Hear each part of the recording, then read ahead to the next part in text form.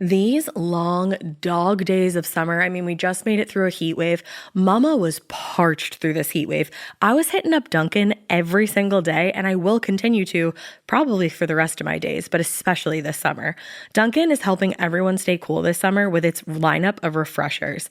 These drinks are packed with bold, fruity flavors and served ice cold. It's amazing. Dunkin' refreshers are the perfect afternoon pick-me-up. I like to start my morning with them personally, and then sometimes I go back for a second one because I'm just feeling crazy. They come in a variety of delicious flavors, including fan favorites mango pineapple and strawberry dragon fruit. And then for a limited time, there's black cherry and there's pink pineapple. I'm going to tell you something right now, and it's a bold claim, let me tell you, but I stand behind it. Pink pineapple will change your life. It is so good. It has me feeling like I'm sitting in a pool, resort side, just living, honey. It's so yummy. Try your favorite flavor with green tea, sparkling water, lemonade, or Dunkin's all-new limeade. I haven't tried the limeade yet, but I'm going to. Usually I get my drinks made with green tea and occasionally lemonade, but I do really like the green tea.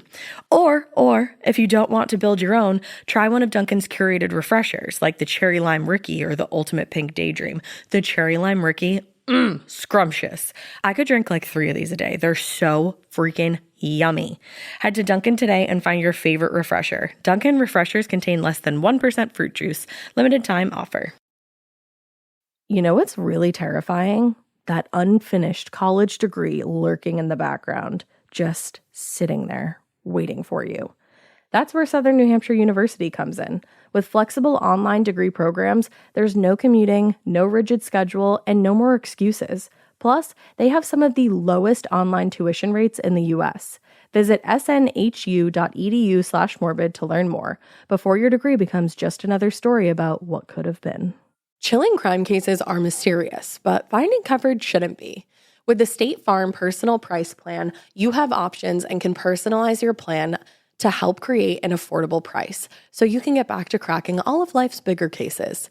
Talk to a State Farm agent today to learn how you can choose to bundle and save with the Personal Price Plan. Like a good neighbor, State Farm is there. Head to statefarm.com to get a quote. Prices are based on rating plans that vary by state. Coverage options are selected by the customer. Availability, amount of discounts and savings, and eligibility vary by state.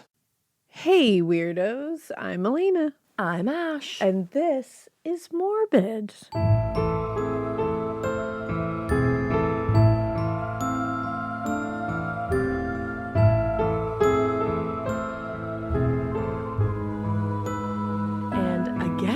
It's morbid in the morning.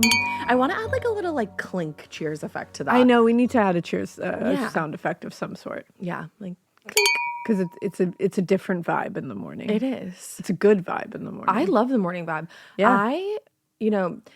For the past few years, I probably would have been pretty feeling rank ass about waking up this early and recording. This morning, I woke up early. I said, I'm so excited to go record with my sister today. Yeah, I love it in here. It's the vibes are fucking impeccable. So happy. So happy to talk to you. So happy to talk to these fine folks out there. So happy that you guys are ready for a fucking Twilight episode. Oh my God. And not you guys were killing us with those comments. We're crying. I have eye patches on right now, like little I feel like when you say eye patch, people picture like that lady from under eye patch. Under eye patch. Yeah. Thank you. What's the Twin Peaks, that lady. Oh, there you go. Yeah. But yeah, I'm so fucking excited. We will be doing Twilight for the our November bonus episode. So excited about it. Please, if you haven't ever watched it, now's the time. Give it a watch so we can discuss it together. I'm serious. You guys had us like rolling on the floor laughing with your comments. I love that you appreciated that episode, The Cryptids of the Midwest. It was so fun. That was a fun fucking episode to record. I saw so many people say like this felt like 2018 Morbid. Yeah, because it was like made me so happy. Cryptids, it was mini Morbid, we were goofy, like because it's just just natural. Yeah, how happy we feel right now, and it feels good that it's coming out and that you guys are feeling it. Because that's all we want this to be. Is just some fun and some some serious moments, but some fun along the way. I see what you did there. Some serious moments, Lol. some serious XM moments. Many of them. Some serious XM media moments. Yeah, you know. But yeah, we've had a lot of fun. So I'm excited to do Twilight. I'm so excited for Twilight. And who knows, maybe we'll like spread a couple, like we'll do some bonus episodes in between them that are different themed, and then maybe we'll pop up with a new moon one. Yeah, and we'll go through all of them. We'll just throw one of the series in there. It's also weirdly kismet timing because we didn't even mean this. No, we didn't mean this at all. I just heard that all 5 movies are going back into theaters. Yeah, like I didn't know that in either. a couple weeks. It might even be next week. Yeah, and we were just saying it feels like November is Twilight. Because it's season. That was really beautiful. That really was. I think we just harmonized. I think you we did. started a little bit after me, which did. is harmonizing. It took a moment. Yeah. No, but it worked out. Oh yeah, it was on purpose, totally. Yeah, we wrote that. Speaking of that also, I changed my alarm sound to that. So it starts in the morning with doon, doon, doon, doon, doon, doon, doon, and then it goes into the I gotta try that. It's a good. So far, I've only been trying it this week because that's I the was hatch, doing right? because I gave John my other alarm that I was using. Oh yeah. Because it's a great alarm. The sunlight one. I have that one. I gave him that one, and then because I just really wanted to hatch because I have one for one of the kids for like a sound machine thing, and so you can connect your account options. Like you can connect them all together. And there's so many options for. Once I saw that you could get The Great Gatsby read to you at night on the hatch, I said, "Well, I need to get that one." You said, "Say less, fam." Yeah, they said you want to have West Egg, like lull you into sleep, and I said, "Yep." And yeah, I do. You can wake up to like the la-las from Gilmore Oh Girls, yeah, I did too. do that. That was nice, I will say. But I could see that getting old. Yeah, like if you did it every morning. It was a nice one for like a week, and then I moved away from it. I think it's. These alarms, I feel like you need to rotate them. Yeah, because you'll ruin too many a sound. times, and you're gonna be like, I hate this sound. In high school, I used to set. I feel like I forget how I did it, but you could like set like certain songs to be your alarm, like legitimate songs. And I learned quickly that you just shouldn't do that. Yeah, like you ruin that necessarily. song. You know, yeah, like your favorite songs. Yeah, something like a ha ha ha ha is because honestly, it's just because it's the hatch is also like a sunlight alarm, so it does that like sunlight too. And you get that ha ha ha. And it, honestly, that like beginning riff of like that guitar riff is sexy. That's a sexy way to wake up. It gets you up. That I was like, maybe I'll become a vampire today. I don't know. Maybe I'll be that girl TM. Yeah, maybe I will. Okay. I think you already are that girl TM. Thank you. Yeah, you bet. Appreciate. Totally, girl. Also, someone in the comments, we'll talk about it on the bonus episode, like way more. Somebody in the comments said that they are no team except for Bella's dad. And honestly, that's what watching as an adult will do. I said, that's maturing, is becoming a Charlie Swan, team Charlie Swan. Yeah, because I was like, I think I read the Twilight, like, and again, we'll get way more into it, but I think I read all the Twilight books in like middle school, and then the movies came out when I was in like 7th or 8th grade, so I was like fully like in with Jacob and Edward. I was fully team Edward. Yeah. But watching now, you're like, Charlie Swan is a zaddy. Yeah, I kind of realized that right off the bat, to be honest. Well, you were a little bit older. I was when they a little came out. older, but I was not team Charlie. I was still a team Edward. I don't really think there was team Charlie back then. It was simply Jacob or I get it Edward. Now. But so much to talk about in the bonus episode. Yeah. I am so excited. I'm chomping at the bit. So soon because I'm excited. Elena goes, we can record that like soon. I was like, well, I'm ready. Like, let's talk about it. But today we're going to be talking about a wild haunting. Ooh. One that I have wanted to cover. Actually, I think that when we've talked to Sam and Colby about a couple of places they'd been, they mentioned this house. Oh, I think you're right. And some crazy shit happened to them in this house. I think you're exactly right. Check out, Karen and Georgia. I know. Right. As I said that, I was like, I am literally shouting out our queens. Our queens.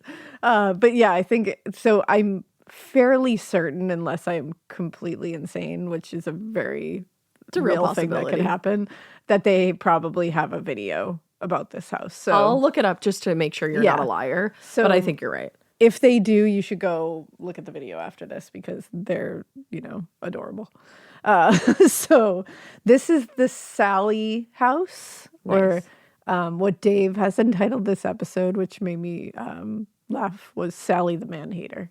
Sallie the Man-Hater. Sallie the Man-Hater. Yeah, they have a video, Sam and Colby, just to go back really quick. Our demonic encounter at Haunted Sallie House. See, yeah. So go watch that after. All right, so let's talk about Sallie house. Huh? Okay. So by the time Deb met Tony, which Deb and Tony, Love. could you get a better couple? No. In the early 1990s, she had already lived more of her life in 29 years than most people do in a lifetime. Relatable. She had one of those lives, which you understand. Yeah. To a degree, maybe to a Deb degree. We'll see. Perhaps. I think it's all relative. All right. So she left home at age 16. And she'd spent years moving around the Midwest from one state to another. She'd married and divorced 3 times before finally landing in Kansas in early 1992, just after leaving her 3rd husband. Damn, she's 29. Yeah. She's been through it. That sucks. Yeah. Tony Pickman is, he was in a similar situation when they met. He had just gone through a difficult breakup, a bad marriage, and they hit it off immediately. Yeah, I mean, that'll bond you. Yeah, according to Deb, from the moment they met, quote, not a day passed that we did not call or see each other. Cute. They dated for a brief period before Tony asked Deb to move in with him a few months later, and not long after, he proposed, and they set a date for a February wedding. Beautiful. Adorable. Not long after the proposal, the couple learned that Deb was pregnant. Oh! They're in love. Lerv. So they moved up the date of the wedding to November 1992 and made everything official at the courthouse. I love a November wedding. A November wedding. Look at Honey. that, November. I know. At the time, Tony and Deb were sharing a small 1-bedroom apartment in Atchison, Kansas, which is a small city in the northeast part of the state. It's along the Missouri River. Missouri. But now, Missouri. So with a baby on the way, though, the couple knew they were going to need more space. They needed a bigger place to live. So they started looking for homes to rent. Deb said, we knew that finding our ideal house was not going to be easy. In a small town, you all but have to know someone to get a decent place to rent. Makes sense. So Deb and Tony looked at a few places that she described as dumps before a tip, which I feel like everybody thinks that. Before you get your actual, the place you love, you're like, everything else was a fucking dump. Yes. Just a shit pile. I think about my first apartment. Oh, honey, that place was a dump. and it's like a nice place at the time. Oh, it was at the time. I was like, this is living. But dump. And then I look back and I'm like, it was weird to walk past a bunch of natty ice on the fucking lawn every morning. So many college kids lived in that place. But then they got a tip from Tony's brother George that led them to a small rental home a few blocks from the banks of the river. And it was conveniently located next door to George and his wife. Oh, perfect. His brother. Nice. The house was so cute. Yeah, he's like, you could just live next to me. Yeah. So the house was built in the late 19th century. It was the oldest on the block, and it was a little rundown. But it seemed to have everything that Tony and Deb were looking for. She later said, when we found this house, it seemed perfect for us. It was spacious. It had several bedrooms. It was just the perfect house. Nice. According to the landlord, who just purchased the property a month before that, he planned to work on the outside of the house over time, but he'd done a fairly decent makeover on the inside. Cool. After all the formalities were taken care of, they moved into the house in December, with Deb finally feeling like everything was falling into place. Oh, no. That feeling of peace and contentment did not last long because this is a story on Morbid. I was going to say. We're not telling you this tale that just went well. And then they had their baby and life And that was was beautiful. it. Keep it weird. The end. See you for Twilight. So yeah, it didn't last long. On the evening of Valentine's Day, 1993, Deb came home to find that Tony had made a large dinner for them to celebrate the holiday. Aww. And the fact that they were finally settled in the house. After dinner, they were sitting on the couch, probably just being in love. I love you. I love you. Yeah. I love you. And that's when the overhead light began to cycle, through dimming and turning on several times. Okay. That would freak me out. But also at the same time, I'd be like, old house. Here's the thing. My lights do that a lot. Yeah. It's just one of that, they dim, they turn to full brightness, then they kind of settle. We grew up in a haunted house. Haunted house things. Par for the course. Yeah. And the way they described it was it seemed like someone was adjusting the dimmer switch. Okay. Putting it down and then full brightness, then down again. Okay. The problem was, though, the home didn't have dimmer switches. Yeah, that's a problem. The fact that it was dimming and getting to full brightness was a little weird. And they just couldn't account for what was happening. So they were like, that was weird. Yeah. The lighting problems continued off and on for a period of a few weeks and was eventually accompanied by the television turning on and off by itself. Ooh, it's giving poltergeist. Yeah, but they looked at it very logically. They said, okay, we have some kind of electrical problem, Yeah, obviously. I think I would look at it that way. Yeah. Well, I Imagine probably if wouldn't just now. You just said poltergeist right I mean, off the now bat. me, I'd be like, oh, fucking poltergeist. Poltergeist. Before I did this show, I'd be like, oh, I should call Papa. That's an electricity problem. Let me call my dad. Yeah. So Tony said he would call the landlord, not my dad, to get everything worked out. But he also joked, we must have a ghost. Oh, no. Now Foreshadowing. you've acknowledged it. Strangely, Deb recalls the night Tony made the joke as the last time they had any trouble with the lights. Huh. Which is interesting. In retrospect, she wonders whether the electrical problems were, quote, a way to get our attention or be noticed. And once they got it, they were like, cool, we gotcha. Oh. Yeah. In the weeks that followed, neither Deb nor Tony noticed any unusual activity in the house at all. Okay. But the animals, they had 3 cats and a dog. Same. Oh my God, I didn't even think of Parallel that. lives. They all seemed very uncomfortable and restless a lot of the times. Oh. For instance, before the baby furniture had been delivered and installed in the nursery, their dog Sasha would often sit outside the empty room snarling or emitting a low growl. Oh, fuck. Though as far as Tony and Deb could tell, the room was completely empty. There was no mice or anything else in there. That room was full of something. That room was chock full of Evil. bad shit. This behavior continued for several weeks before just inexplicably ending one afternoon. Huh. And after that, Sasha seemed to have no problem entering the soon-to-be nursery. That's weird. So it's like there was something in there for a while, and then it left. Well, I wonder if it was because it was empty. Whatever it was felt like comfortable in there, or like. But then when they started moving stuff in, it moved. Yeah, Maybe. for whatever reason. Very interesting. Maybe they were nice and they were like, "Fuck, a baby's gonna live here. I gotta I gotta dip." get out of here. Well, I've never heard of a haunting quite like this one, where it's like things happened almost to get their attention and then they stop. That is interesting. Or they piss off the dog, then they stop. Yeah. You know, like usually things don't stop and start, they like keep going. Yeah, and ramp up over time. I've never actually sat down and listened to like the full gamut of this story, so I'm excited. It's gnarly in there. Like if you watch the Sam and Colby episode, they get like scratched and shit. Like shit. It's gnarly. Like it's intense in there. Yeah, I don't like places where you get scratched. That's not my thing. Now, the first major event happened in late March 1993. Deb was in her 3rd trimester at the time, and due to the pregnancy, she found the couple's waterbed a little uncomfortable to sleep in, which I cannot fucking imagine sleeping on a waterbed when I was in my 3rd trimester. Yeah. I would have popped a hole in it. 100%. So instead, she was sleeping downstairs on the couch in the living room just to get any kind of relief. Well, and it's hard to like even lay properly when you're that pregnant, I'm sure. Because you really can't. Yeah. Now, one evening, Deb was woken from sleep around 3:30 a.m. by what she described as a blood-curdling scream, then several loud, quick thumps coming down the stairs. Oh, just that. Yeah, like somebody screamed and then like fell down the stairs. The fuck? And it's only her and her husband. In her semi-conscious state, she immediately feared someone had broken into the house and attacked Tony.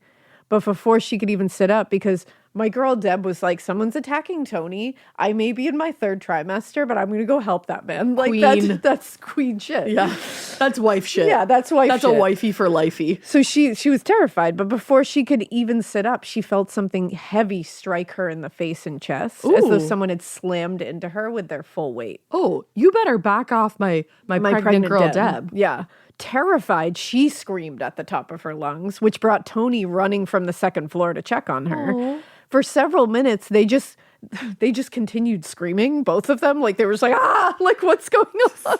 That's kind of iconic. And then he said, and then it occurred to Tony that they had no idea what they were screaming about. I love these people. They're so real for that.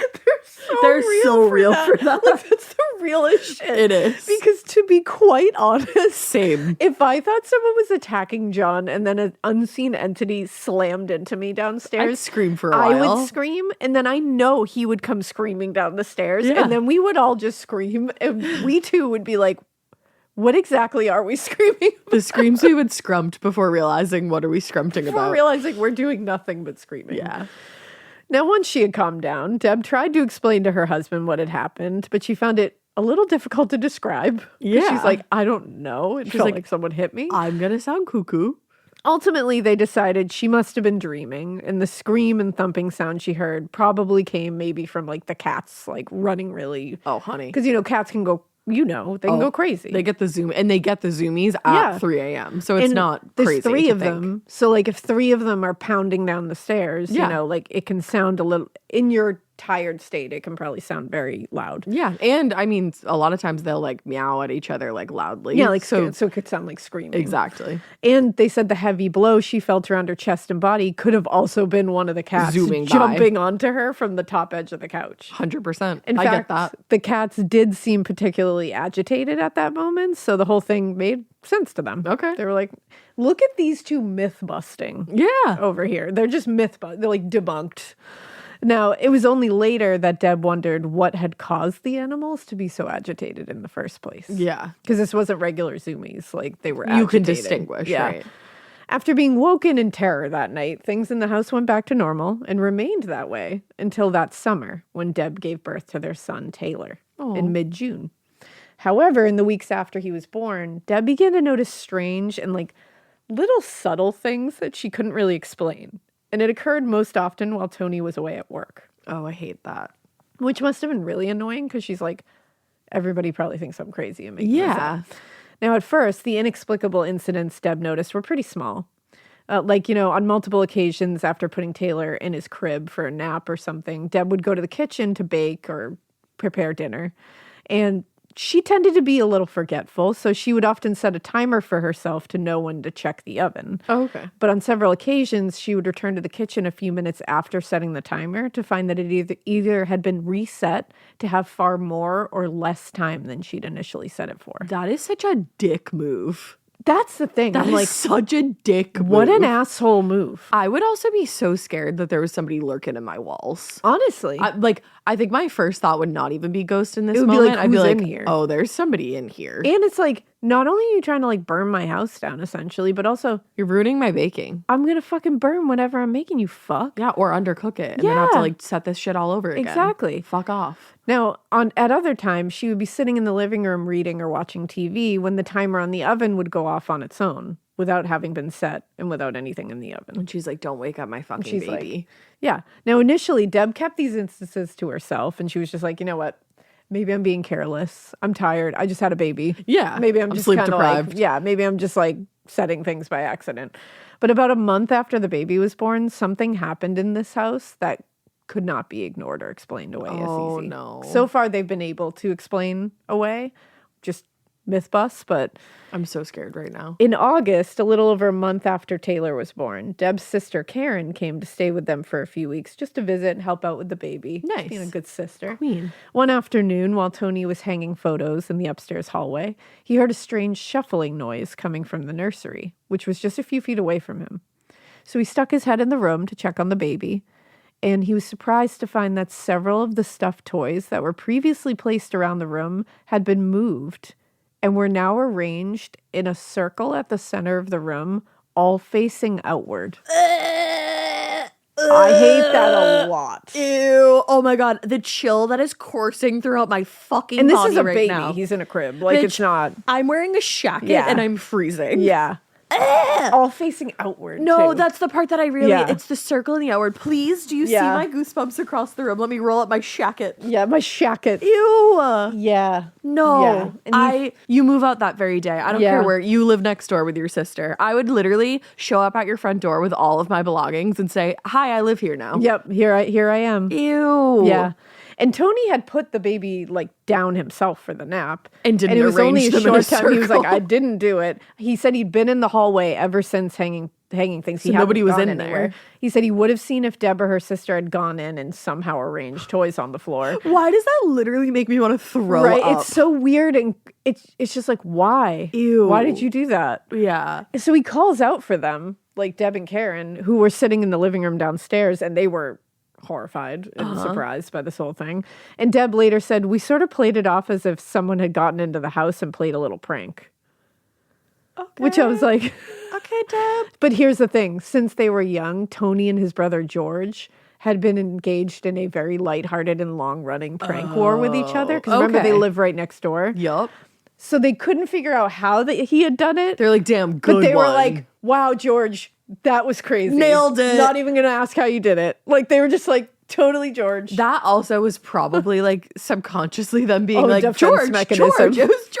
It was George. George is so funny. They were like, yeah, I don't know how George did that, but like, fuck George. Not gonna that ask was him. crazy, George. Not even gonna confirm it was him. George is like, what? George is like, that's a weird fucking George thing is to like, do. I did not crawl in your baby's room and rearrange his toys. George said, that's simply demonic. Yeah, he was like, pranks be damned. Like, I'm not going that far. No.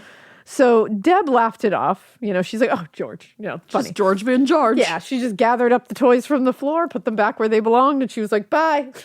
No. Oh, no. Just a few minutes later, they all heard the shuffling sound again. And when they returned to the nursery, the toys were all back in the circle. No, shut the fuck up and stop telling me that. Yeah, Deb later said, the three of us stood there for the longest time, just shifting our eyes around the room and eyeing each other.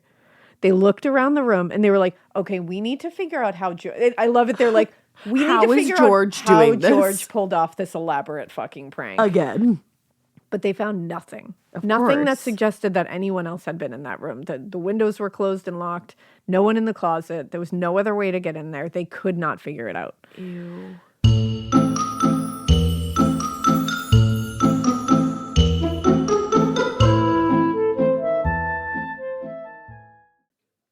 This part of the show is brought to you by Anua, the Korean skincare brand known for scientific, gentle, yet effective formulations. The latest from Anua is the Retinol Collagen Gua Sha Cream, a firming cream with a gua sha-shaped tip built right in. Have you guys heard of gua sha? It's that viral massage tool that moves fluid and tension out of your face. Less puffiness, a snatched jawline, honey, more definition in your face. Retinol firms and reduces fine lines, and collagen keeps your skin plump and structured. This cream has both of those things, arguably the most optimal combo for that snatched, lifted look all in one step. I am obsessed with the Gua Sha cream. First of all, it feels so cool to the touch. When you put that on your face, it's just like, this is lovely. It's like a little spa treatment that you can give yourself. I like to do mine at night after I get out of the shower. I rub the cream on my face with the little gua sha. I'm sculpting that jawline, honey. I got it on the cheekbones. And actually, I had a facial the other day, and the lady doing my facial, the professional, she said, do you use a gua sha at home? And I said, I do. And I said, how did you know that? And she said, I didn't have those little like bumps in my chin or like different areas like that. So she could tell that I was using the gua sha. And I said, oh my God. I just feel like I wake up less puffy in the morning when I do it the night before. But you can do it whenever you want to. I, 10 out of 10, recommend this product. The Anua Gua Sha Cream Value Set is available at anua.com, already discounted. Use code MORBID for an extra 10% off. That's ANUA.com, code MORBID. Getting scared is one thing. Getting a thrill is, well, you want more of those in your life. The Genesis GV70 is built to thrill, baby. A thrilling yet elegant design always makes driving the GV70 an exciting adventure.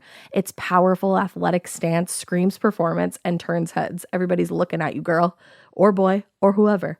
Command the road and experience a class-leading standard 300 horsepower. Oh my God.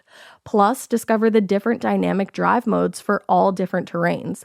Choose between the different terrain modes for whatever road conditions you may encounter. The Genesis GV70's award-winning technology and performance lets you drive with comfort and drive with confidence all at the same time. It's an exciting SUV with intuitive tech that can make your ride smooth even when the road isn't.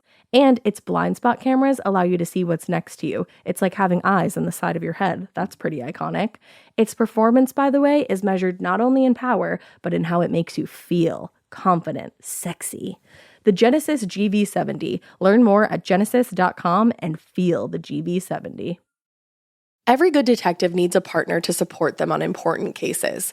Think of a State Farm agent like your sidekick, there to help you along the way in your search for coverage. State Farm can help you choose the coverage you need, whether it's for your home, car, boat, or even RV.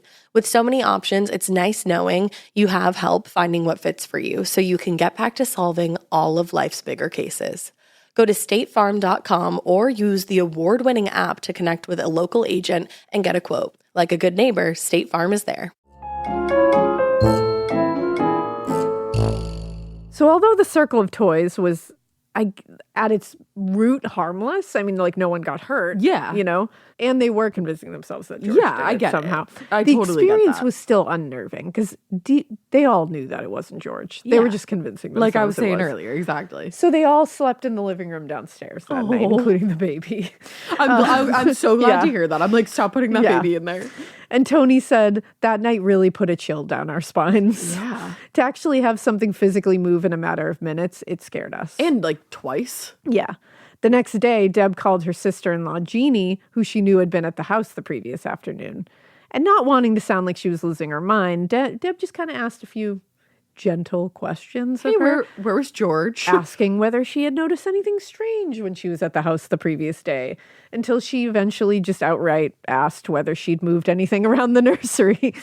And sensing that Deb was very anxious, Jeannie was like, no, I have not touched anything in your house. Like, no way. Mm-hmm. And she was fairly certain that George had not either. She was like, I don't think he's gone over your house. She's and like, I rearranged didn't them. see him crawling in the windows at any point yesterday. Like, very quickly. I don't see him, like, using fishing line to, like, move all of them back. That's exactly what I was picturing. But Deb explained why she was asking, and Jeannie paused before telling her the day before that when she was at the house, she didn't see anything strange. But she said, I did get a very weird feeling while I was there. Ooh. She couldn't quite put her finger on it, but Jeannie said she felt this like strange cold sensation. And when she went into the nursery, she got this distinct feeling of unease. Ooh. She said as though she wasn't wanted in there. And she said, it was really strange. I can't explain it. Oh, that's really so like just her being really like, you know what? freaky. I didn't see anything, but like I felt some shit in there. Yeah.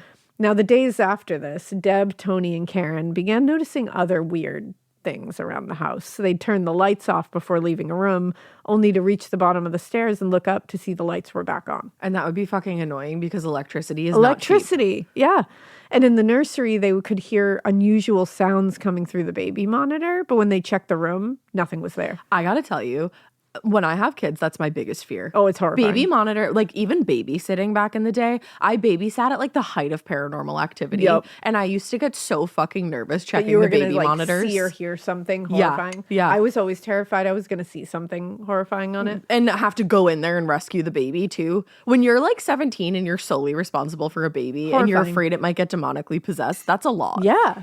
That still lives in my nervous system, I think. I think we can all, you know, relate to that feeling. I think so.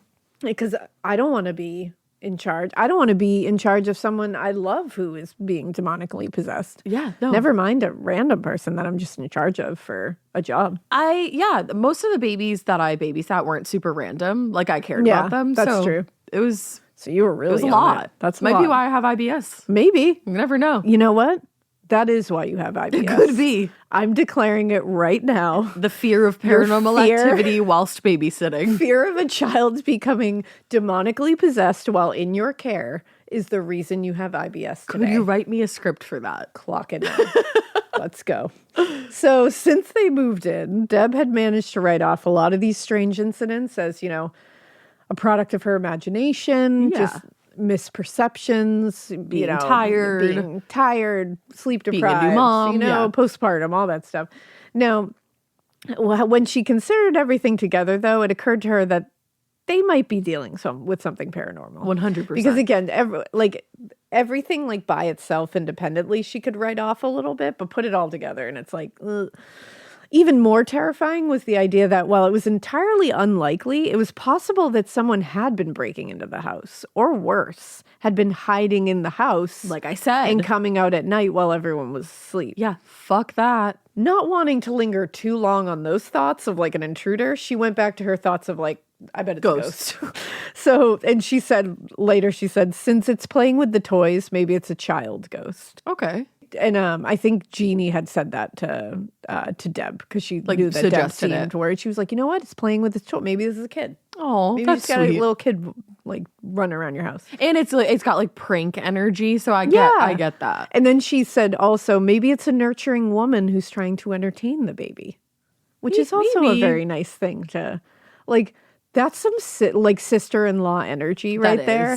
Like she could tell Deb was very nervous and anxious and like very upset by it. And she's like, I bet it's just a little kid having some fun. Or even better, I bet it's a mom who's just trying to make your baby happy. Yeah. Like, and, jumping on your chest in the middle of the night. And, unfortunately, neither of these options seemed pretty calming to Deb. She was like, that's also terrifying. So, as a new mom, or really any kind of mom, I don't think you want another mom in your house comforting your baby. I don't want another mom. No. Now, a few days later, Tony's other brother, Larry, Larry, and George. Obsessed. He visited, and the couple told him about having found those toys in a circle in the nursery.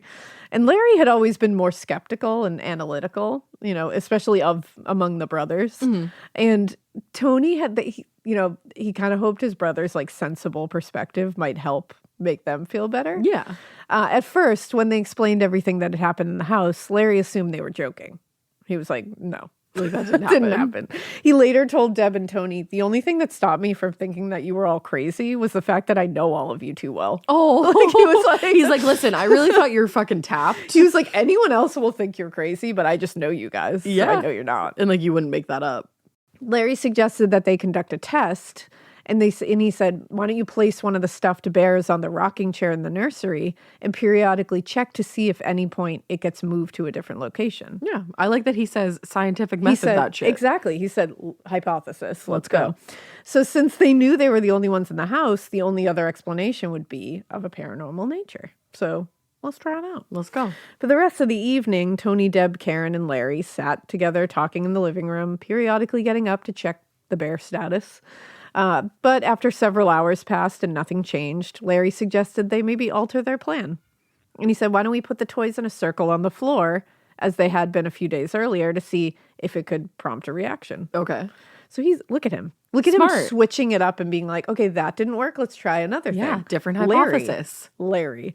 20 minutes later, they returned to the room and found the toys arranged in the circle, just as they had left them. Okay. Let them nothing changed. Nothing had moved. So they're feeling defeated at this point. They're like, okay, we really tried to get a reaction out of this thing and nothing's happening. And at this point, they were like, Larry thinks we're lying. Right. Like fuck. Thanks a lot, ghosts. Damn it. So Deb started to escort everyone out of the nursery when Tony stopped them and pointed out one of the toys that was still sitting on the shelf. The stuffed beanbag teddy bear, which weighed about 1.5 pounds, was sitting on the shelf where Tony had placed it several days earlier. But now it was turned to face the wall. No, not Blair Witch style. Yeah. No. Yeah. Oh, you're going to find some eyeballs and a cloth. It seems super innocuous. No, it doesn't. Because it's so small. No, it doesn't seem innocuous at all. Well, and it seems like a thing that he could have mistakenly put it that way when he put it on the shelf. No. Except Karen remembered. So the sister-in-law. The sister remembered seeing it a few hours earlier. And she said, no, it was facing out towards the room a few hours earlier when we came in here. So she's like, no, I remember that. No, that upsets me actually really deep into my soul. Because why are you turning the bear? Why can't he see what's happening? Ew. Why can't he see what's happening? No, that's why isn't he part of this? No, the end of the Blair Witch fucks me up to this day. I think it's a perfect ending. I think it's a perfect ending. And I have chills all over my body right now and I'm scared. Yeah. 911, I'd like to report a scare. Yeah. Ew. What are you doing that bear can't see it? No. Is what I want to know. I hate it. And what did he do to be on the outs? Why is he in the corner? I want to know what his... why is he on the outs? I'm going to cry. Yeah. I might cry right now. I'm going to cry. After getting everyone's assurance that they had not moved the stuffed bear, Larry told his brother he knew someone who might be able to help. Okay. His boss's wife, Barbara, was a fairly well-known psychic in spiritual circles. But she and her husband had just moved to California. He was like, I'll reach out to her, find when they're going to be back in the area. He's like, I'll set a Zoom. Yeah, we're going to get this going in 1990 something. In the meantime, Tony called his mother and told her the short version of what had been happening and how the incidents had unnerved them a lot. And she suggested, why don't you pack a small bag and stay with me for a few nights? That's a mama. This is a good family. It is. This is a great family. Yeah. I said, this is a good family. Well, I knew what you meant. It's a good families on both sides. This is a good families, Since Karen was still staying with them for one more day, they assured Tony's mother that they would be fine. They were like, we don't want to all come to your house. But that night they all stayed in the master bedroom together behind a locked door. So they all backed in there. Oh, man. The next morning, Tony drove Karen to the airport and stopped by his parents' house on the other side of town before going home that afternoon. So she contacted a friend of hers whose daughter had lived in the Pickman's house a little over a decade earlier. So she had lived in lived that in the house. haunted house. Yeah. Okay. The Sallie house, I should say. Got it. According to the previous tenant, there were several occasions when she would smell a bad odor in the house. She could never find a source for it, and she frequently heard strange sounds and experienced other small disturbances over the years. Ew. But more importantly, the woman recalled many instances where she would have to reprimand her son for leaving his toys all over the floor of the bedroom. And each time the boy would reply, "But Mama, I didn't play with those toys." Oh. Which, like, that's really sad. And she was probably like, "You did, because they're everywhere." Because they're everywhere. Right. Like, you got it. You know? Throughout their time in the house, those previous tenants didn't recall anything particularly frightening or anything that made them, like, exceedingly uncomfortable. Because they never acknowledged it. Yeah. She did, however, remember that her daughter, whose bedroom was in the room the Pickmans used as a nursery, quote, had not only grown attached to an imaginary playmate named Sallie, but would entertain herself for hours playing with her in the closet. The wom that I just wommed.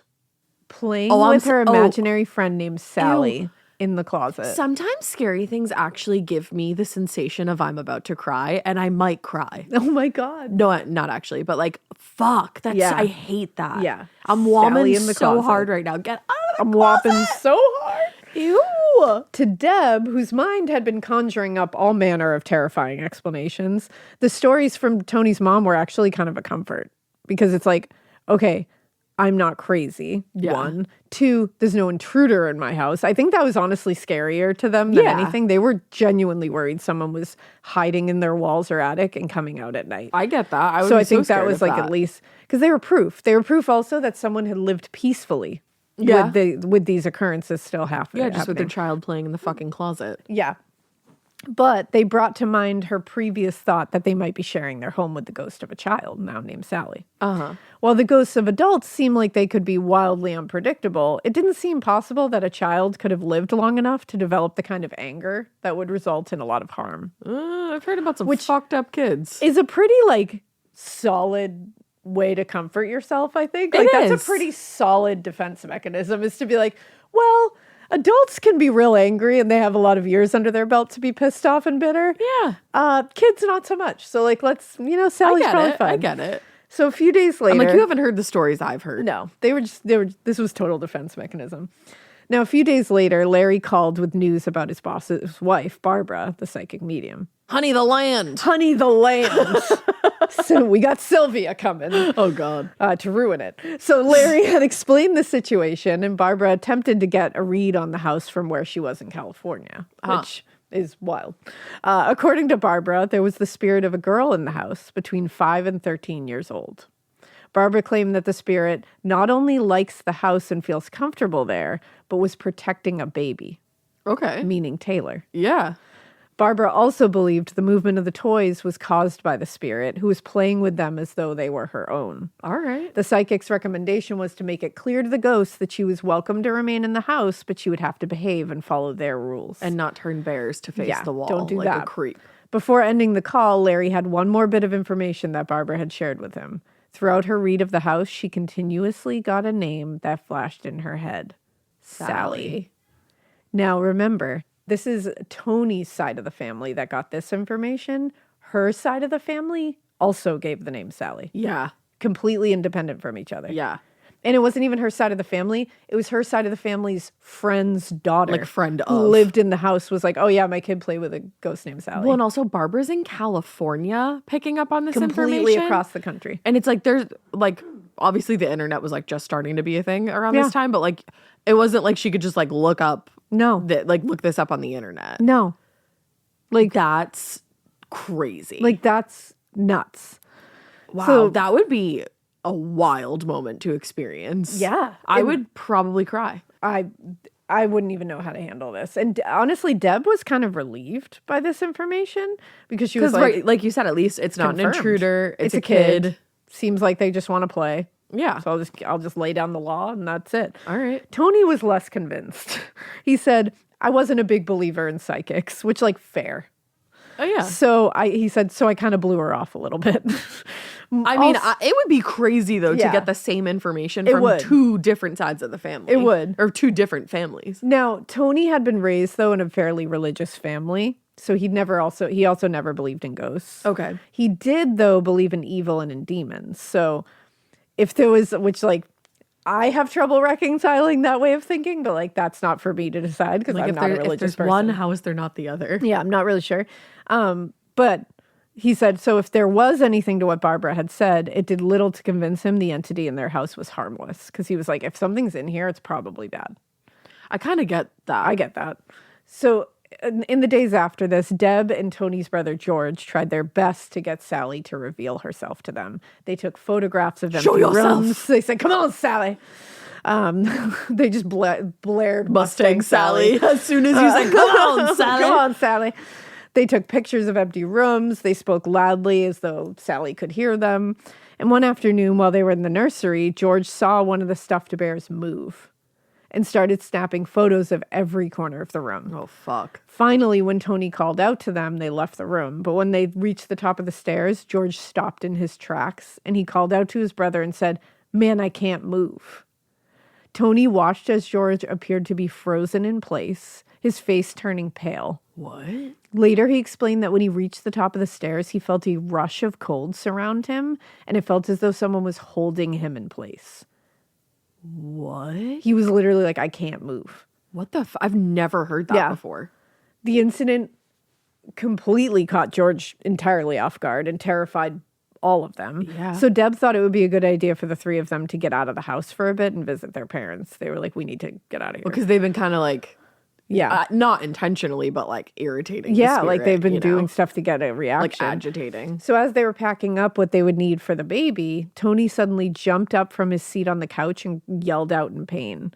And when Deb asked what was wrong, Tony said it felt like something had bit or stung him. Oh. He said, I kind of blew it off because we were just in a hurry to get out of there. Yeah. But when they reached Tony's parents' house, the bite he'd gotten on his back was still bothering him. So Deb lifted his shirt to see what it was, and she was shocked. Because on Tony's back were, quote, 3 bleeding scratch marks, each about 5 or 6 inches long. Damn. Running down the center of his back. That's a long scratch. I remember Sam and Colby got scratched, like who they went with got scratched. Because they men. They men. Deb took photos of the scratches for just to document the whole incident, but otherwise they didn't know what to think. What the fuck happened here? Now, after a year in the house, they had experienced a strange variety of phenomenon at this point. Nothing violent. Yeah, and they were convinced up till this point that the house was haunted by the ghost of a little girl. But until that point, again, everything seemed pretty harmless. A little unnerving, but harmless. But the attack on Tony completely not harmless. Flipped everything on his fucking ear. Debs later said, so many things were going through my mind. Is this a mean spirit that we've got in our house? Do we go back in the house? Do we never go back again? We were totally clueless about what to do next. Yeah. Now, later that afternoon, Tony and Deb considered their options and even talked about moving out. They were going to leave. Unfortunately, though, being a young family on a single, modest income, the cost of moving to a new house was pretty much out of the question. It's not that easy. No, it's not. So instead, they decided to call Barbara and ask for her advice. Smart. The psychic. Smart. Barbara reiterated what she'd told Tony's brother and said the latest, more aggressive activity was probably Sallie's way of letting the couple know she's there. She said, if she just floated through the door, you wouldn't know she was there. But if she opens the door, you know she's in the room. And she wants your attention. She wants to be noticed. Yeah, she straight up left a mark on you. Yeah. She's there. She reminded Deb of what she'd told Larry before. It's their house and they need to be firm with Sallie. She said, you have to let her know there are rules and she has to obey them. And if she doesn't, she will be punished. I hate that. Even to Deb, a firm believer in the supernatural, the idea of punishing a ghost seemed a little far-fetched, but she was like, you know what? Like, what are you going to do? Yeah, she's like, oh, like maybe banish her from the house. Okay. But she figured Barbara knew better than she did, so she was like, I'll just keep listening to her. Finally, when Deb got around to telling Barbara about the scratches on Tony's back, the psychic's tone did seem to change a little. She said she probably thought Tony was going to hurt the baby, and she was just trying to protect him. Now, before hanging up, Barbara repeated the advice she'd been previously given. Be stern and firm with Sallie. Let her know she can stay, but only if she follows the rules. Okay, but why? It's very interesting that she said that she thought Tony was going to hurt the baby. Oh. She does not like men. Is this going to be like the saddest backstory of all time? Now, that night... You said, I won't be telling you right now. Deb, Tony, and Tony's parents went over everything Barbara had told them, considering what their options were. Tony insisted when it came to talking to Sallie that responsibility would have to fall on Deb. He was like, I don't believe He was him. like, she will scratch the shit out of me. And he told her a ghost is something that is supposed to be dead. And the idea of having a conversation with a dead thing was just something he couldn't bring himself to do. He was like, I just don't get it. Believe in this. Well, no, so he's religious. So he's really not supposed to do that. Yeah. That night, after they got home, Deb did as Barbara suggested. Standing in the nursery, she reprimanded Sallie for what she had done to Tony and reminded the spirit that she was welcome, but only if she followed the rules. Just as Deb was finishing her lecture, the phone rang, and it was Barbara. I thought you were going to say, and no one was there. And it was Sallie being like, okay. Fuck you, bitch. Imagine. You're ruining my life. You're ruining my afterlife. No, it was Barbara. And she said she would be coming to Kansas City the following day for an interview and wondered if she could come by the house. She assured Deb there wasn't anything to be concerned about, but she wanted to make sure she was right in what she had told them. All right, cool. I'd be like, thanks, girl. Thanks for that. So Deb told her it would be fine for her to come to the house. And then before ending the call, Barbara told her it might be a good idea to tell Sallie about Barbara's upcoming visit to the house so she wasn't caught off guard. Okay. So I was like, I would hate this. I'd be like, I don't want to live this life. No. Now, the next morning, with Barbara set to arrive later that evening, Deb thought it might be in their best interest to learn a little bit about the house. Yeah. Just be prepared. Oh, go get the microfiche. Yeah, maybe it'll clarify some things. So at the library, Deb sat down with that microfiche and some records to learn who owned the place in the past, go through the whole thing. She learned that the land was initially purchased by a woman named Kate Finney, whose family owned a large amount of land around town. Honey, the land. Honey, the land. How old do you think the land is? That's what she was saying. It's quite old. Kate, it's quite old. Kate had this is the Pickmans too, and she was like pinkering. Oh yeah, P-I-C-K. Oh no, she doesn't even spell it right. She literally forgets the pinkering. P-I-C-K. Sylvia Brown pronounces pinkering, like the color pink. Pickering. I was like, that is not what you said. Two different words. But here we are. So Kate had the house built on the property and lived there until the early 1900s when it was passed down to a relative, Dr. Charles Finney. The house remained in the Finney family until the 1940s when it was sold, and from there it went to a few different owners before it was purchased by the current owner, the Pickman's landlord. Armed with a list of names and owners and occupants, Deb moved over to the cemetery records and started looking up each name she'd come across. She was like, I gotta find our ghost among these people. Where's Sallie? But when she continued tracing the lineage to the owners, she found a surprising number of male children, but very few girls, and no Sallie. Okay. So Deb was about to pack up and head home when she finally came across what she was looking for. According to the census records, at the same time that Charles Finney took ownership of the house, a family by the name Hall moved in a few houses down. The records indicated that the head of the household was a single woman, and she lived there with her daughter, Sallie Isabel Hall. Shut the fuck up. Who died in 1905. The information was hardly proof that they had, it wasn't concrete. Exactly what was going on. But it's something. But Deb is like, this is related because they lived down the street. And we got a Sallie. That's big. It's on the street, so we'll take it.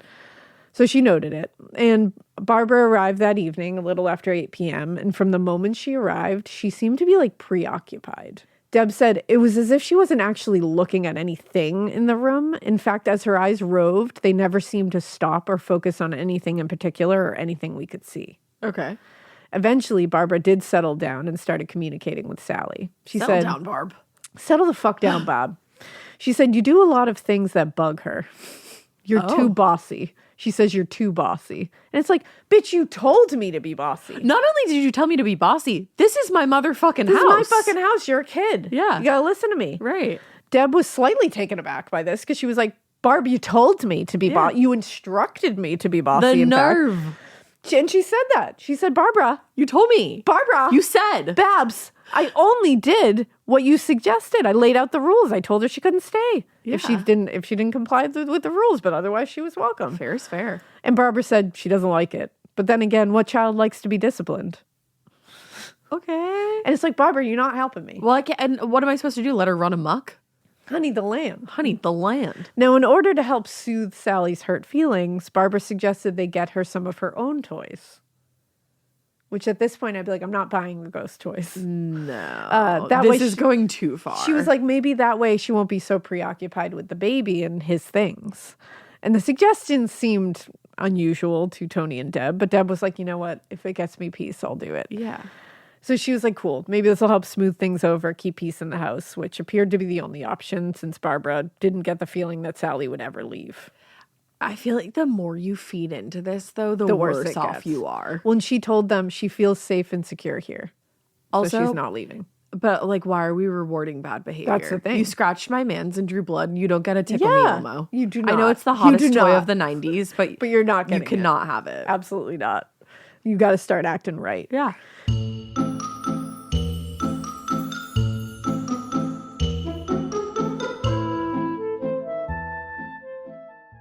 This episode is brought to you by SoFi, the all-in-one finance app where you can bank, borrow, and invest all in one place. Let's talk about bank accounts for a second. The average bank savings rate is 0.39% in interest. You're earning pennies on your savings, and it doesn't have to be that way. But with SoFi's high-yield checkings and savings, the money barely making moves sitting in your savings account can earn over 8 times the national average savings rate with eligible direct deposit. No account or overdraft fees. We love transparency. You can get your paycheck up to 2 days early, plus get up to a $300 welcome bonus when you sign up with eligible direct deposit. Sign up for SoFi checking and savings at SoFi.com/morbid. SoFi checking and savings is offered through SoFi Bank, N.A., member FDIC. Terms apply. Do you remember in school when you just knew that your teacher had a favorite of everything? They would always use the same blue dry erase marker when they wrote on the board, or they would talk nonstop about their favorite element during science. I had a teacher once that literally had a favorite brand of marker. She would only write with specific markers, and if another marker ended up in her classroom, she was TO'd. And honestly, I was probably her favorite student because at the end of the year, I got her that specific brand of marker. Let's talk about their real favorite thing, though. Their favorite tissue brand. Kleenex. According to Teacher List, they are the #1 facial tissue trusted by teachers. Kleenex Ultra Soft tissues are silky soft to help prevent skin irritation, and now you can take them anywhere with Kleenex Snap and Go. I absolutely love Kleenex Snap and Go. It's so perfect to have that in your car. I had a cold last week and I was just... Honey, my nose was a faucet. I hate to do this to you, but it was disgusting. Drew literally came out of our garage with like 15 of the Kleenex Snap and Goes, and I put those in my glove compartment, and honey, they were easy access. It was so nice knowing that I didn't have to blow my nose into like an old wrapper that I had. Ew. So do the best thing for your kids' teachers and stock up on the ultimate classroom favorite. Maybe it'll make them their teacher's favorite student. They definitely have a favorite. Don't even get me started because, again, you know it was me. For whatever happens next, grab Kleenex. The best summer pieces are the ones you end up wearing on repeat. Comfortable, versatile, and somehow right for almost every occasion.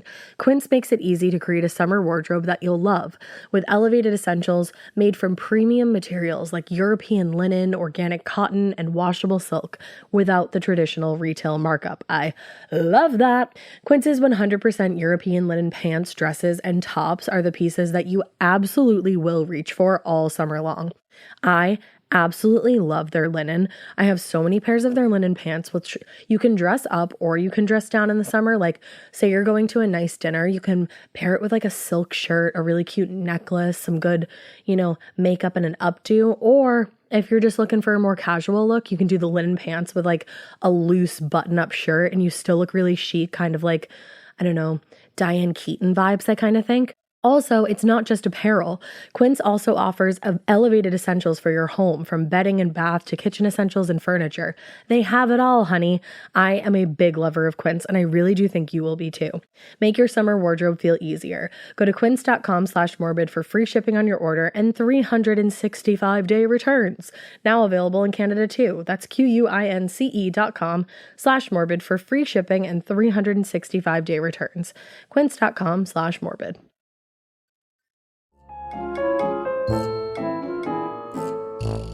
Now, before leaving, Barbara mentioned one more thing. Oh, no, not one more thing. Although she managed to get through to Sallie without much trouble, she did get the feeling that there was another, far stronger spirit in the house. The second spirit refused to communicate or reveal themselves to Barbara. but she got the impression that the ghost was older and much stronger than Sallie. It was that ghost, Barbara theorized, that was responsible for attacking Tony. It was not Sallie. Oh. Okay, so she can have a tickle. That's how she felt. Now, in the days after Barbara's visit to the house, the activity did seem to calm down, especially once Deb bought some new stuffed bears and dolls specifically for Sallie. It's really sweet, Deb. Deb's a good mom. She is. Well, To her physical children and her spiritual she children. really is. While the relative peace was welcome, Tony couldn't help but feel a little concerned about how enthusiastic Deb seemed about having a ghost in the house. And, This would, if I was this enthusiastic about having a ghost in the house, Drew would not be pleased. Yeah, and he was like, the more she got into it, the more resentful he was getting of their ghost pals. I get that. Now, one morning, a couple weeks after Barbara's visit, Tony returned home from working the late shift. Before going to the bedroom to get some sleep, he went to the kitchen to get just like a glass to drink or something. As he was closing the refrigerator door, Tony caught a glimpse of the apparition of a young girl out of the corner of his eye. She said, "You don't want to see me? Here the fuck I am." He literally dropped his glass on the floor. Of course he did. Shattered the glass on the floor. And he said when it fell, it like shocked, like he didn't even realize he had dropped the glass. So it shattered on the floor and it like shocked him for a second. And he said, as I looked at it, when I looked back, she was gone. Yeah. And he later said, I was so panicky, I couldn't get words out. I mean, yeah.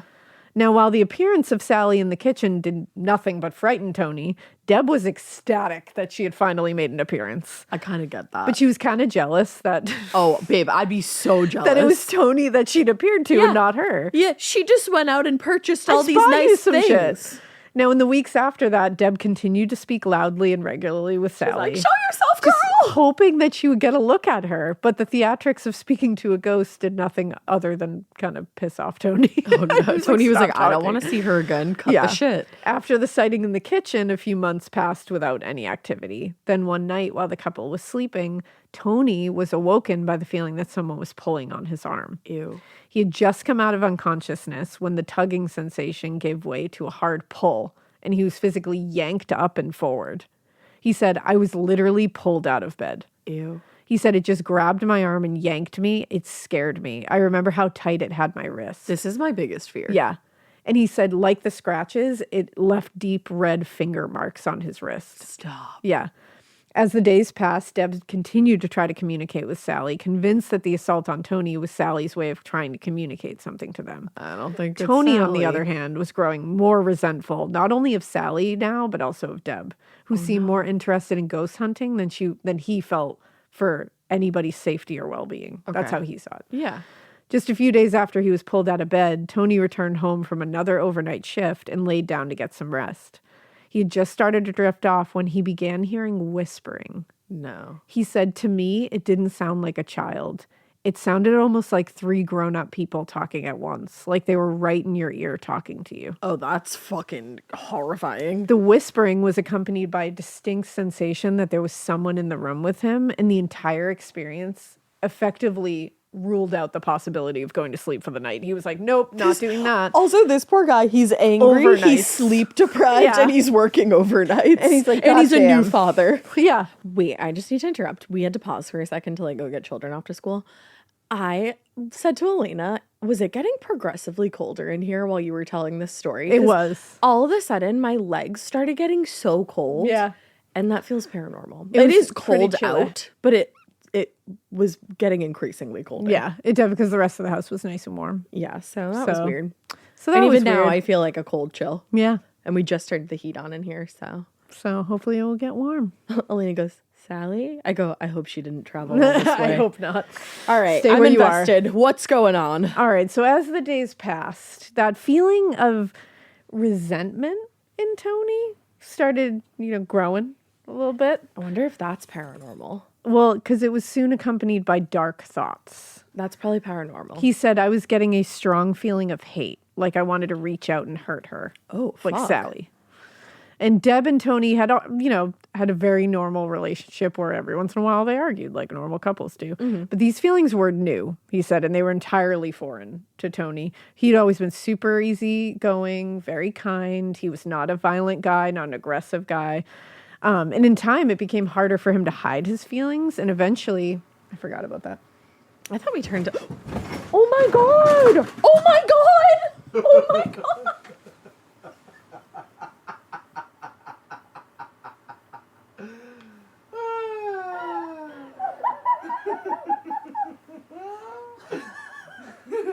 Are you okay? Yes, I'm fine. You're both assholes. As soon as I waited for you to start...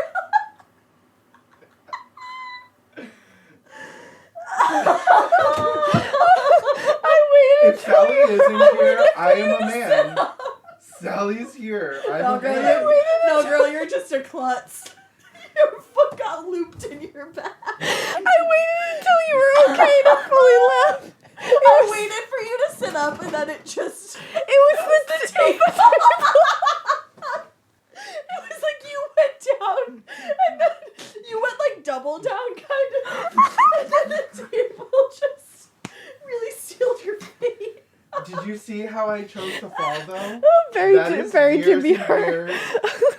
Not years, but that's months and months of... You chose to fall very demure, very mindful. Roller Oh, roller derby. Oh my Very God. cutesy.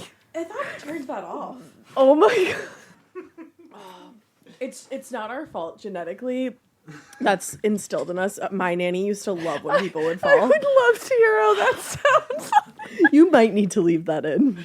Guys, Mikey's okay, but he just ate shit. And I need you to know that we waited. We waited to see if he was okay. But he fell, and then my costume fell onto him, which is a table. And then his chair fell too. And everything just fell. It felt like that scene in Not Another Teen Movie when she falls through the stairs and everything goes with And then she like falls into the basement. It keeps going. I'm literally sobbing. Oh my god. So I waited. Oh my god. I said, I literally was silently holding it until you stood up and like I wanted to make sure you didn't like hurt your knees. and you just go, oh. You just kept saying, oh my god. I did. Every part that happened, you would go, oh my god. As you fell, she said, oh my god. And then the table went, you went, oh my god.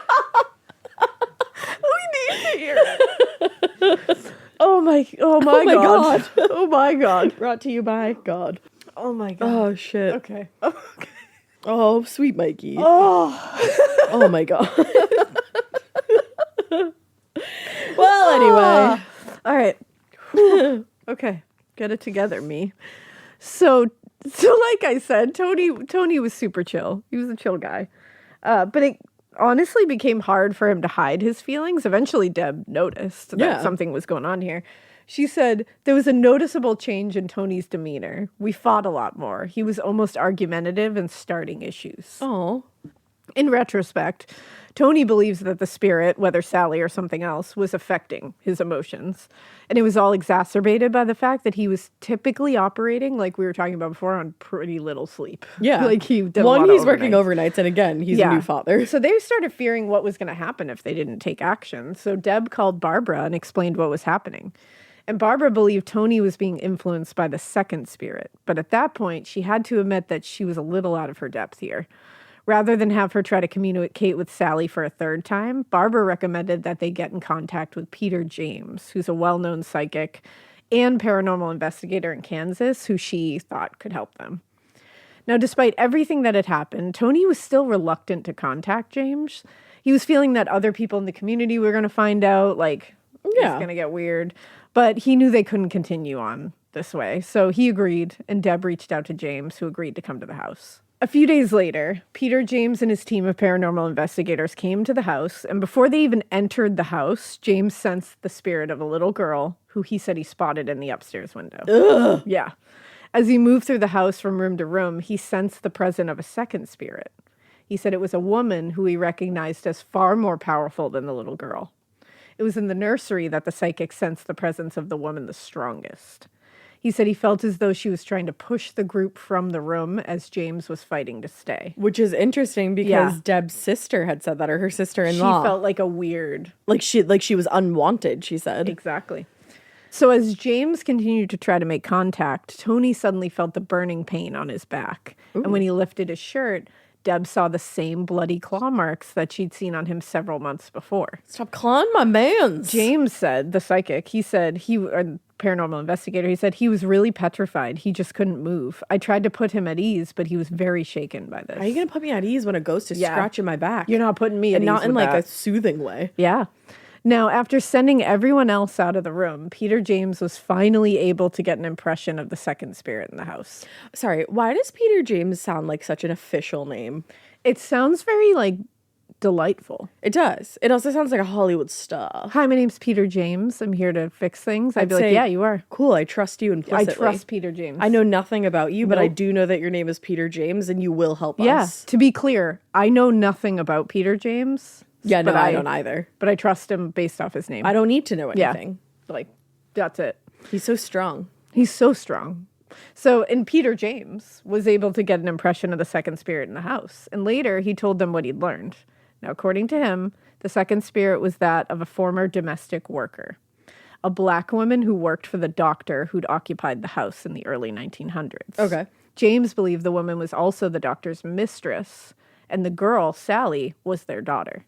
Oh, shit. So we're getting plot tangly. thickens. The plot is plotting, okay? But because an interracial relationship would have been socially unacceptable in that era, they had to keep their relationship and Sally's parentage a secret. So it gets thicker and more dark. Now, tragically, Peter James was also able to see how the story ended. He said, I became empathic and I was able to sense how she died.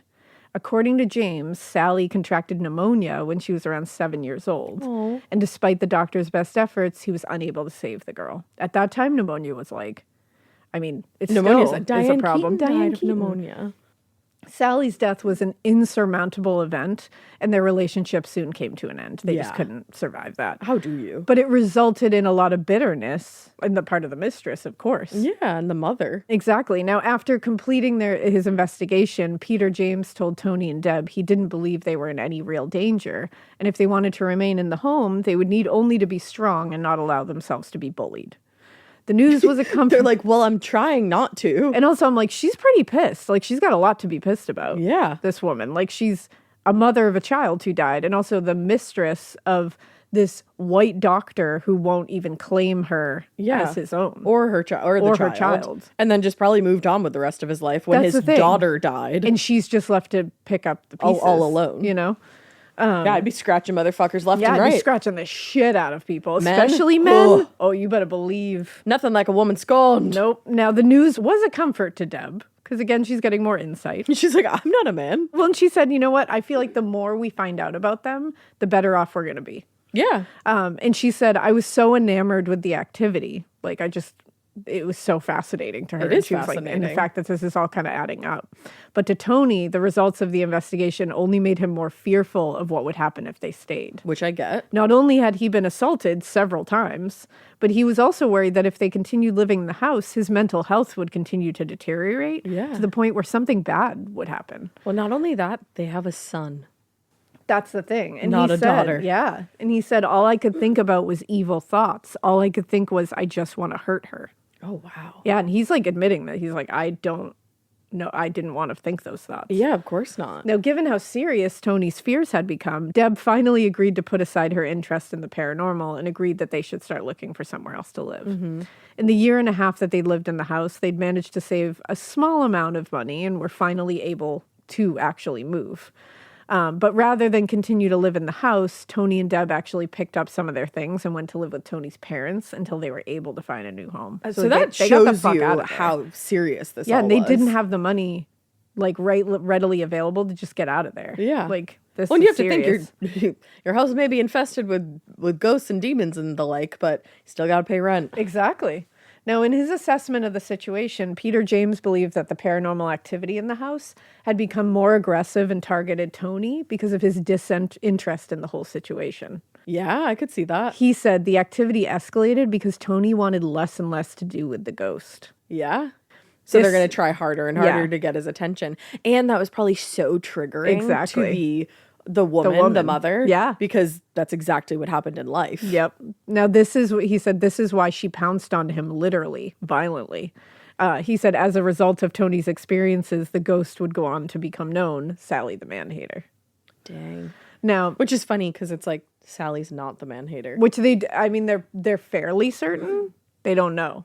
That Like, it's that's- Sally or that it's He the was mom? they don't know who's actually doing The pouncing? Yeah, they think it's probably the mom protecting, but like we also don't know a lot about the father, Yeah. and we don't know what that situation was. Well, and that makes you wonder too, like, more about the father because Tony's being inflicted with like these dark.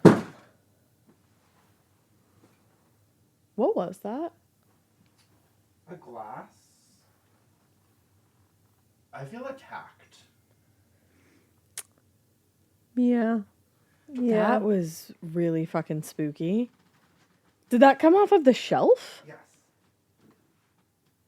And I got a glass from the shelf this morning. Yeah. Those were firmly Oh yeah, they were totally on there. Like, Oh, wait. It's been like. That's even harder to fall off because it's like 10 got a lip to minutes. it. and there's also a towel underneath it. So it's like, it's always when we do paranormal episodes. Yeah. People probably think we make this shit up, but No, I'm like, you probably heard that one. You had to guys. have heard You had to that. have heard that one. That was loud. That's the other thing. It fell with a lot of force. Yeah. That's a pretty light glass. yeah. That was weird.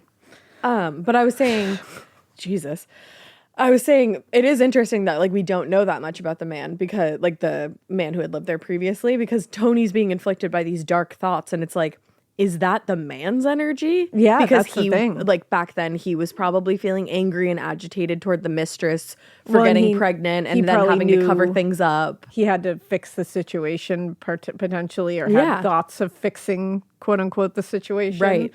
And taking care of everything. So Right. it's like that absolutely could have been that. I think there's more at play there than it sounds to me at least like more than just two spirits. I think so too. Now, as soon as they moved out of the house, Tony's mental health improved dramatically. I bet. He no longer had intrusive, negative, or violent thoughts. The couple went on to tell their story publicly, first on television and then in a book authored by Deb. But they've remained pretty private and prefer to stay out of the spotlight now. Huh. So they told the story and then they were like, I mean, how do do you what not, you will with it. How do you not tell Yeah. that story? Now, the house and, its new spectral inhabitants, on the other hand, have become one of the most popular places in both the state and country for paranormal investigators. Sally's house has been included on a popular Atchison ghost tour. There's some slight twists to the story that they'll tell sometimes. But in the latest version of events, Sally, quote, died while in surgery to remove her appendix and hates men who walk in the house. Okay. I say latest version of events, but I guess there's no real way to verify exactly what happened to her. So that people could probably be, just get different feelings. that could be a version of the events. Yeah. The house and its, spooky stories have definitely helped build the town's because it's a small town's reputation as one of the most haunted towns in America. That's so fun. And a lot of people in Atchison welcome it. It's brought a lot of money from tourism. Yeah. It's like a good thing, as long as people are respectful. Yeah. In more recent years, the owner of Sally's house have opened the place up to the public. I saw that. They allow for self-guided tours in the fall months, as well as events hosted by local paranormal groups, which is pretty fun. Let's go. By 2020, visitors to Atchison were paying as much as $400 per night to stay in that house. Wow. All the excitement and interest led to Sally's house being valued at over $1 million. Damn. But within just a few months of it being listed in late 2020, the asking price had dropped to just under $500,000. It's a smaller house. That's the thing. And it doesn't look like it has like a ton of land or anything No, like that, exactly. so Now, as of today, the Sally House remains one of the biggest tourist draws to Atchison. And again, you can still book it for tours, overnight stays. And I think you should go watch the Sam and Colby video. Now I want to. We didn't do this in collaboration with them in any way. I'm just trying to help. Just really people trying to get help- them views, I really want to get their little channel going, I'll never live that down. That I was like, guys, Have you heard of Sam and Colby? Yeah, like such fun videos. I You found guys these should give new it a look. YouTubers. I found these new YouTubers, but their video on it is like wildly compelling, watch. very interesting. Lots of scratching happening, so definitely go check it out. But Yeah, that's the Sallie house. Sallie the Man-Hater. That was a really fascinating one, and I don't, and also am desperate to want. I'm desperate to go there, and I don't want to go there. Yeah, all at the same time. That's how I feel. Yeah. But we will probably be going. Yeah, doable, drivable. Yeah, all right. I would say so. Cool. Well, maybe we'll go. Maybe we'll do it. It's so spooky. It's so spooky, Suka. Spooky. Today we're recording the first episode of the next season of the Rewatcher True Blood. So if you are a Rewatcher listener or you're not, go fucking check that shit out. You should go check it out. Yeah, we finished Buffy. Yeah, in fun little tidbit, Andrew McMahon wrote our theme song for it. Yeah, hello. So that's pretty fucking cool. A lot of you are fans. So. Yeah, a lot of you love Andrew just like we do. And the song slaps. It is a banger. I feel like maybe we should it. We posted it on the Rewatcher and Morbid's socials yesterday. Go check it out. You got to listen to the song. It's so good. It's so good. It's so outside of what Andrew usually does. So it's fun. A completely different vibe. He also did a little video before it that you can see if you go to our socials. Where he refers to us as a friend. Yeah. As friends. Just in fact. there. I played it for Aiden last night and Dolores was very interested. She came over to my laptop as it was playing and was wagging her tail. I love that. So my dog, big fan. Big fan. Big fan. And big you fan should be too. Go listen to it. Yeah, we're really excited to start True Blood and to get that going. So it's going to be fun. Yeah, go listen. And with that being said, we hope you keep listening. And we hope you keep it weird. But not so weird that you're a ghost in the afterlife who lines up toys in a circle and, scares everybody and makes bears face the wall while you do nefarious shit. Yeah. Okay? Don't make Tony feel weird about shit. No, never make Tony him feel angry. Weird. Don't make Tony angry. Not Tony Soprano. Don't make Tony angry. I never met a Tony I didn't like. I love that for you. Oh, that's not true, actually. I take it back. Bye. I take it. Bye.